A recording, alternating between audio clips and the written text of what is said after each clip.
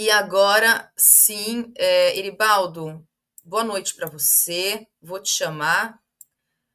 Obrigada por atender meu convite assim muito rapidamente, né? Te chamei de última hora, mas acho que a gente vai poder trocar uma ideia de um assunto pertinente e que suscita muito debate, muita polêmica, também muita confusão, né, em termos, inclusive, sei lá, conceito, né, o entendimento sobre isso.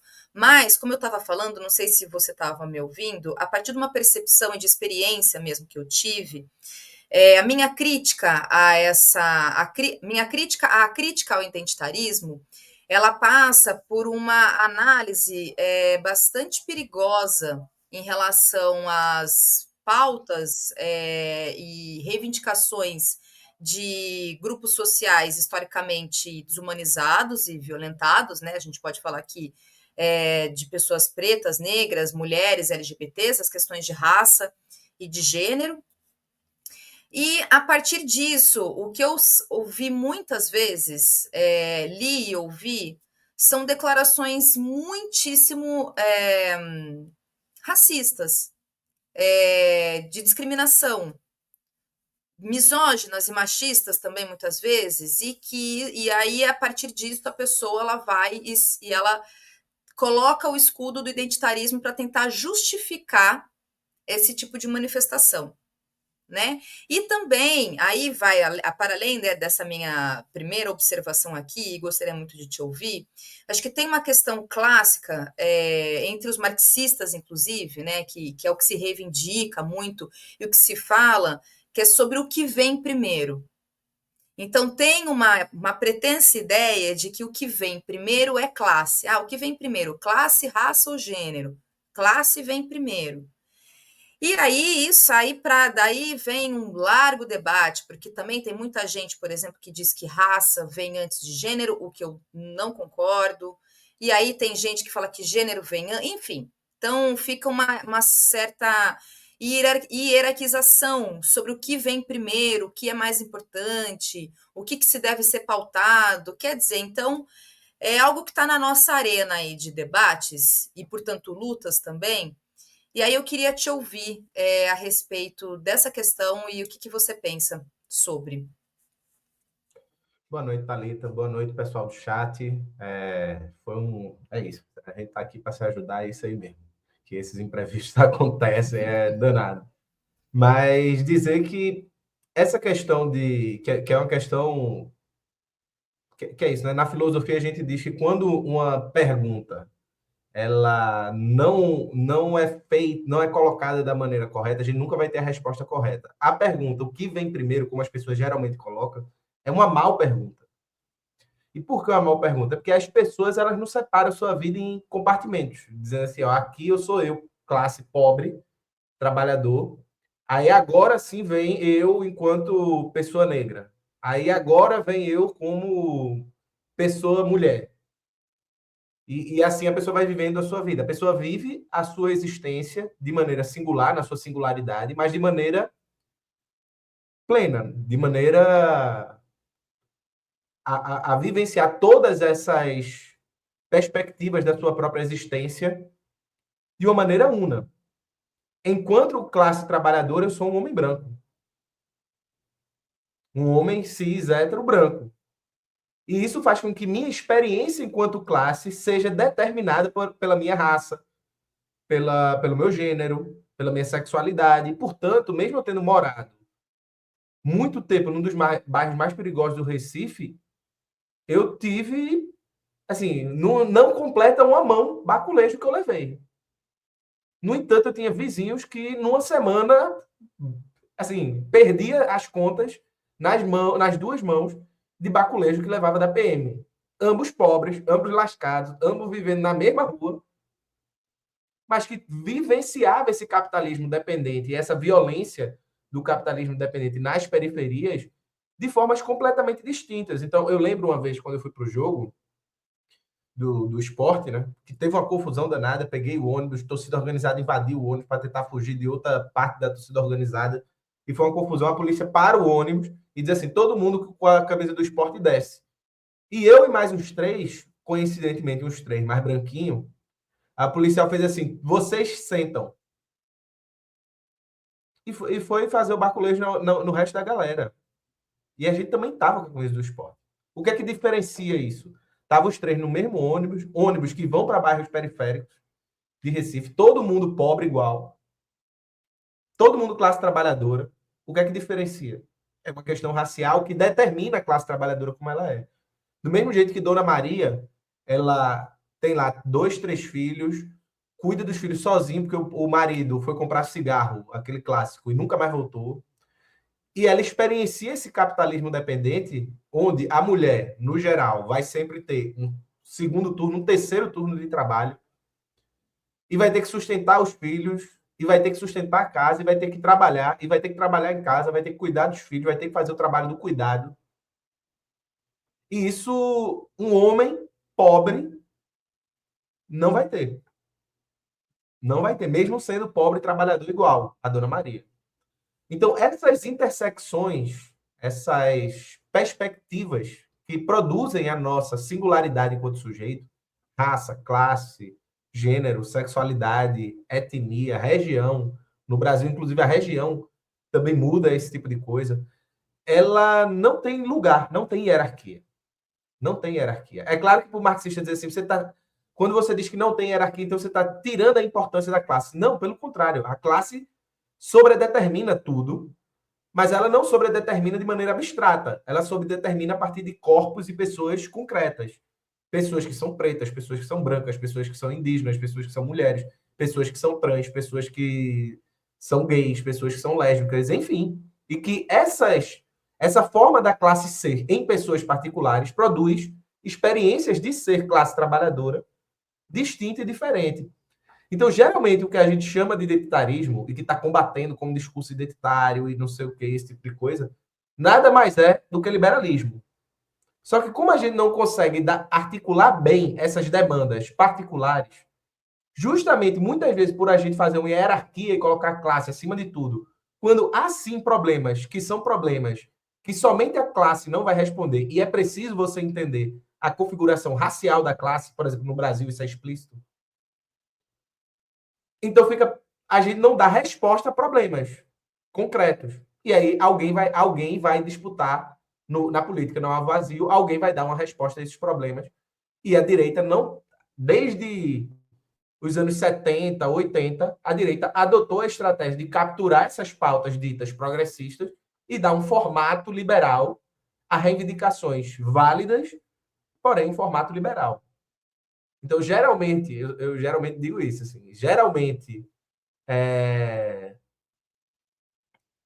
esse tipo de articulação, quando mal feita, produz um identitarismo de classe, que é achar que a classe trabalhadora é todo um exército, como diz Jones, né? Um exército de Rodrigo Hilbert, todos iguais, e que somente a determinação de classe explica tudo. Não, não explica. Você não vai entender a dinâmica da classe trabalhadora brasileira sem entender dinâmicas como, por exemplo, a dinâmica racial. Então, não existe a mais relevante.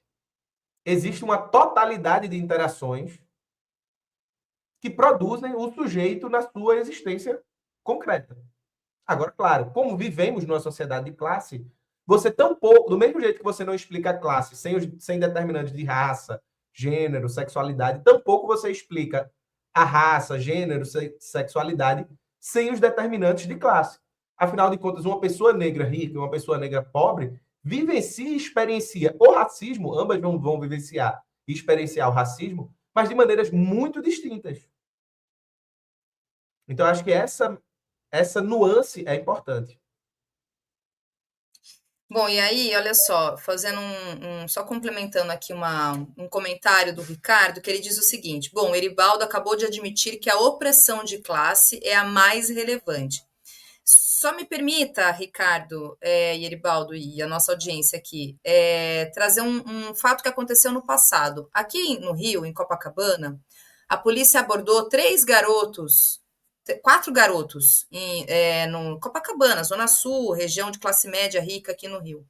2 garotos brancos e 2 garotos negros, entrando num prédio.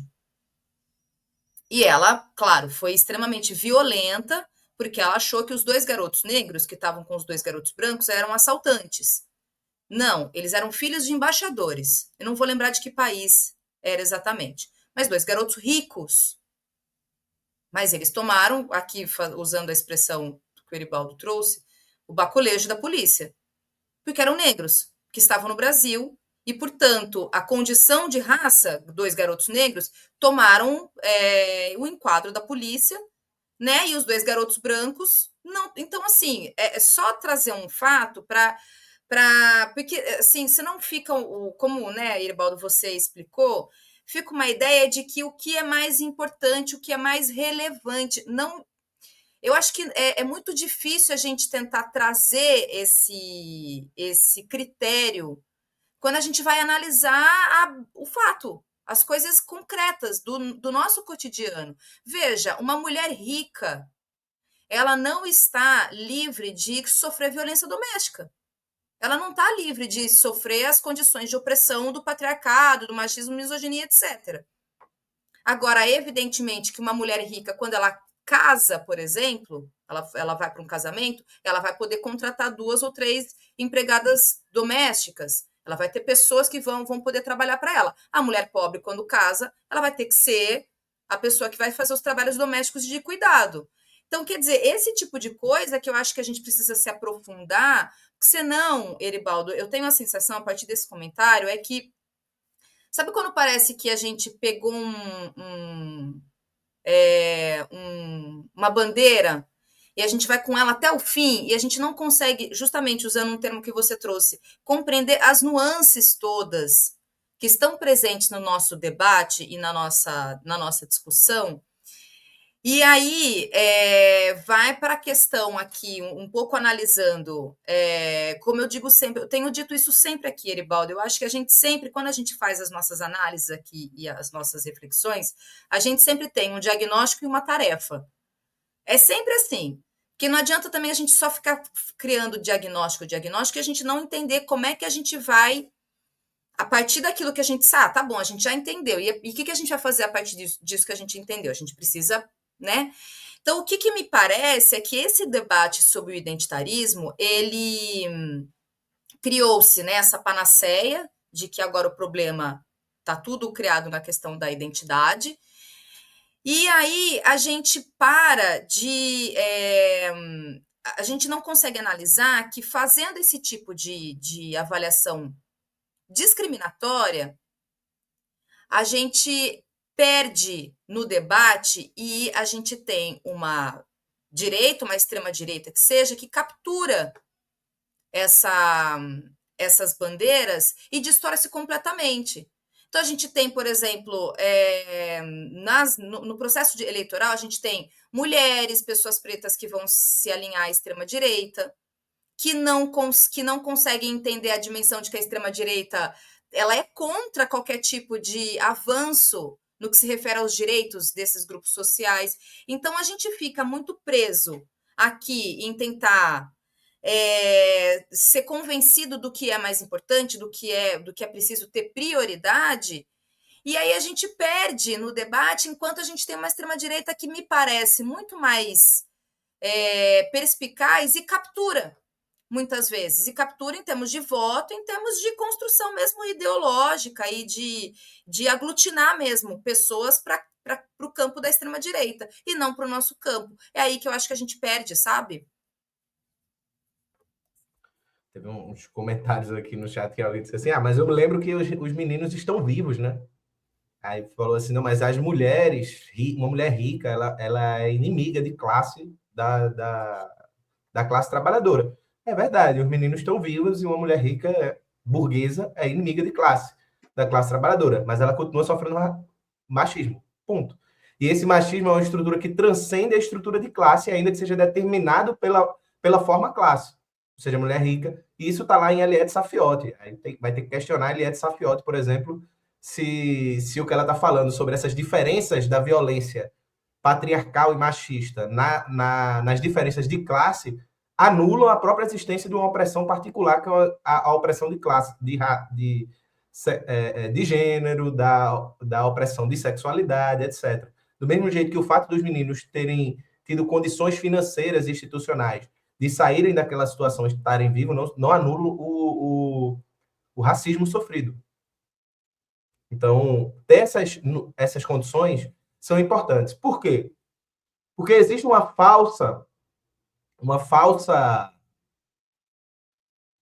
ideia, muitas vezes, entre os marxistas, de que quando chegar na revolução, tudo vai se resolver como um passe de mágica. Então, resolveu a questão de classe, todos os outros problemas vão se dissolver no ar. E não vão. E não vão, assim. Melhorou-se muito as condições em diversas experiências socialistas no mundo, mas se você, por exemplo, conversar com pessoas que moraram ou que moram em países socialistas, vocês vão ver que ainda há problemas. Ainda há muitos problemas. Então, assim, é óbvio que saber que esses problemas são problemas que têm estatutos sociais diferentes não é de jeito nenhum negar a questão de classe, a importância fundamental que tem a questão de classe. É apenas a gente ter em mente que você não vai resolver todos os problemas do mundo pela questão de classe. Porque o mundo é muito mais complexo do que isso. Senão a gente vai achar que é um conto de fadas. Você resolve uma coisa e a partir daí tudo se desmancha no ar como um paraíso que é um panfleto de testemunha de Jeová.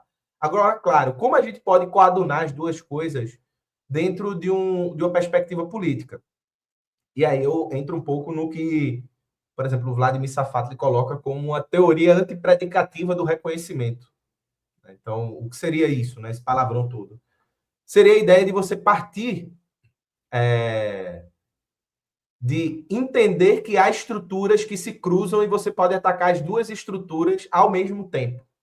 Então, por exemplo, a questão da desigualdade econômica, ela é uma questão central no nosso país, fundamental. E a grande maioria da classe trabalhadora brasileira é negra e a grande maioria das famílias dessa classe trabalhadora brasileira é chefiada por mulheres. Isso é estatística IBGE. Você fazer uma política que dê conta de oferecer, por exemplo, pleno emprego para a classe trabalhadora, com a política de ajuste e reajuste do salário mínimo digno, e você faça uma política de saneamento básico, de moradias dignas, etc., você consegue tocar tanto no problema do povo negro, que vive majoritariamente, que as periferias majoritariamente são negras, você toca no problema das famílias, que majoritariamente são lideradas por mulheres pretas, e vai tocar em pessoas como eu, que estão lá na periferia, são brancos feito uma folha de papel, mas é pobre. Isso não impede de, em paralelo, você ter políticas de conscientização em relação a essas opressões em particulares. Mas isso tem que ser coadunado em paralelo com políticas materiais de melhoria na vida desses grupos sociais, de uma forma que inclua todo mundo, ou seja, que consiga aliar o particular com o universal. Ou seja, ao resolver o problema da classe trabalhadora, por exemplo, da desigualdade, da falta de emprego como um todo, você resolve o problema do negro, da mulher negra e de grupos que não são a mulher preta ou o homem preto, mas que são pobres. Percebe? Então você consegue ir fazendo as duas coisas ao mesmo tempo, o que vai dignificando a vida dessas pessoas e dando a oportunidade dessas pessoas conseguir ter uma forma de lidar com o problema melhor e mais condições de, inclusive, articular os seus problemas imediatos de outra forma. Inclusive, você vai poder ter a possibilidade de colocar o problema do racismo, do machismo e etc. sobre outro patamar de problema. E, claro, isso você fazer em paralelo com políticas focalizadas para grupos. É possível fazer isso. É possível fazer isso. E é possível fazer isso. Não precisa nem esperar a revolução. É possível fazer isso agora. Agora, Como claro. a pauta 6x1, né, Eribaldo? Exatamente. A pauta 6x1, você vai ter muitos jovens, negros, negras de periferia, que estão inclusos nessa escala desumana, e que ao você resolver o problema dessa escala, você resolve o problema de uma quantidade enorme de gente. Por exemplo, quantas mães não têm como deixar seus filhos para resolver um problema básico de ir na escola matricular o menino, ir no médico marcar uma consulta, ir no posto pegar uma senha, porque trabalha 6 dias por semana e só tem um dia na vida. E essa mulher é o quê? É uma mulher negra que está lá na periferia batalhando para tentar ter condições de vida. E ela não vai conseguir dar essas condições de vida toda, porque ela está imersa numa escala absurdamente desumana. Então, você tocando esse tipo de coisa, você consegue tocar os dois problemas. Qual é o problema? Ao meu ver, de um lado, você tem uma esquerda que acha que a classe é como se fosse um botão mágico que resolvendo, que só tocando na questão de classe para chegar no futuro em que você aboliu as classes e aí o mundo vai se desvelar um paraíso perdido que você nunca tinha alcançado antes. E aí os problemas... E aí você se tapa os ouvidos para experiências particulares das pessoas. E, por outro lado, uma esquerda que sobe na rampa com representatividade, todo esse tipo de coisa, mas privatiza presídio, não toca a luta pela escala 6 por 1, não enfrenta problemas da classe trabalhadora brasileira, queria dar suporte para produzir essas políticas que são particulares, efetivamente, mas universais ao mesmo tempo, como a valorização do salário mínimo digna, que foi agora submetida ao teto dentro do teto. Então, assim, o problema está em a gente conseguir coadunar essas duas dimensões, como a experiência socialistas, dentro dos seus limites, já tentaram de alguma forma. Ainda que com muitos limites, mas elas tentaram de alguma forma. Então, você vê, por exemplo, a experiência dos Panteras Negras. O Partido dos Panteras Negras só aceitava negros na sua conformação militante. Se fosse hoje em dia, o pessoal ia chamar os Panteras Negras de identitários. Certamente. Mas eles não, eles articulavam essa pauta, colocavam a pauta racial como fundamental e como eixo organizador, inclusive com um cunho assistencialista muito grande dentro das suas atuações locais, mas dentro de uma perspectiva revolucionária que estava o tempo inteiro colocada do início ao fim. Ou como, por exemplo, o livro de Jones é cheio de exemplos desse, né? Então, você pega lá as revoluções coloniais em África, cada uma, de certa forma, lidou com esse problema de maneiras diferentes. Então, acho que é importante a gente observar como a gente já lidou com isso de uma forma ou de outra, né? Eu acho, Eribaldo, assim, aí um último comentário seu mesmo, porque eu não quero te atrasar, eu sei que você está com horário. Eu acho que a confusão também, ela passa por uma questão que aí a gente precisa enfrentar, e aí a gente precisa, inclusive, separar para poder criticar e entender o que a gente tem colocado sobre essa questão das identidades, sobre uma cooptação neoliberal em relação a essas lutas históricas. Eu brinco, inclusive, que assim, nós não iremos resolver o problema das mulheres com o feminismo da Angélica no programa da Rede Globo, do Globoplay. A gente não vai resolver. Então, o que tem, assim, a Globo, ela resolveu ser antirracista, tem o quê? 5 anos, a partir de uma pauta que vem, inclusive, dos Estados Unidos, com Black Lives Matter, com o episódio do George Floyd. Podem perceber que a Rede Globo, ela resolveu, né, de repente, do nada, resolveu fazer uma avaliação ética, moral e virou antirracista. Então, acho que tem uma questão que aí sim é importante para que a gente se debruce e fale, que é essa cooptação neoliberal e que todo mundo, de repente, resolveu ser antirracista, e todo mundo é feminista, e todo mundo agora é a favor das questões LGBTs, e as empresas elas têm isso como um cálculo mercadológico, que serve para lucro, apenas isso. Não tem uma avaliação moral. Pode acontecer isso dentro do bojo, da discussão de determinadas pessoas, mas isso virou valor de mercado. Então, é uma cooptação do capitalismo sobre essas lutas. Aí sim, a gente está entrando na questão em si. Eu acho que esse é o ponto da confusão, você não acha, Eribaldo? Não, acho. Às vezes às vezes eu acredito que os marxistas esqueceram algo fundamental, que é isso aqui é uma luta de classes. Isso significa que a burguesia, o grande capital, ele vai estar sempre arrumando estratégias de nos enfraquecer. E uma das estratégias que ele arrumou nas últimas décadas é capturando as nossas pautas, não mais rejeitando. Então, veja, até uma certa época do século XX, até o final do século XX, praticamente, até os anos 80, 70, por ali, o capitalismo era o quê? Então, tudo que era... Você veja o movimento negro nos Estados Unidos. O movimento negro nos Estados Unidos ele era confundido com o movimento comunista, praticamente. Mesmo o movimento negro que não era comunista. Por quê? Pautar a defesa e o direito de existência do povo negro era coisa de comunista. Ponto. A direita, a burguesia, nunca tocou nessa pauta, nunca queria se confundir com aquilo ali. Com a questão da mulher, que era chamada a questão da mulher, né, no início do século XX, a questão da mulher, o recém-nascido movimento GLS. Então, tudo isso era questão de subversivo. Não necessariamente de comunista, mas de subversivo.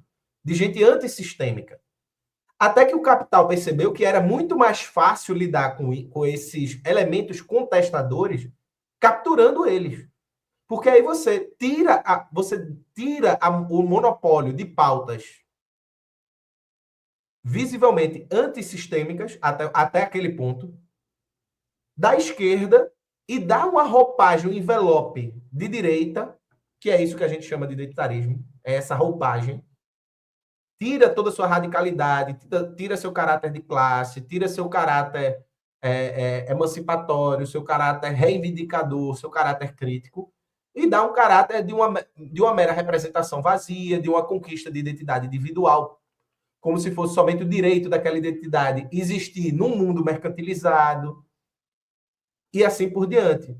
Então, de certa forma, essa captura sempre existiu. Por quê? Porque na União Soviética a pauta da mulher era central para a Revolução. Central. Inclusive com diversas disputas que colocavam isso como pautas paralelas e diversos nomes importantes da Revolução Russa que diziam, não, isso não é paralelo. Então, a Revolução Russa assumiu como central a questão da mulher. Engels colocava como central a questão da mulher. Ainda que tivesse todos os problemas que, enfim, não era fluxo e cheiro, assim como eu estou dizendo, né? Foi que resolveu todos os problemas. Assim como acontece com o movimento negro, com o movimento GLS. Então, há uma captura que faz parte da luta de classes. Essa captura, do mesmo jeito que, sei lá, a arte pop pegou a imagem de Che Guevara e tornou ela pop. Ou seja, esvazia de sentido de caráter revolucionário, em que se você vê na rua uma pessoa com a camisa de Che Guevara, você não sabe se essa pessoa é comunista ou se a pessoa apenas comprou essa camisa numa Riachuelo, numa C&A da vida. É circulado livremente, faz palestra, etc. Hoje em dia, é o que eu chamo de cosplay de bolchevique, né? Existe todo um nicho de mercado comunista. Isso também é uma forma de captura.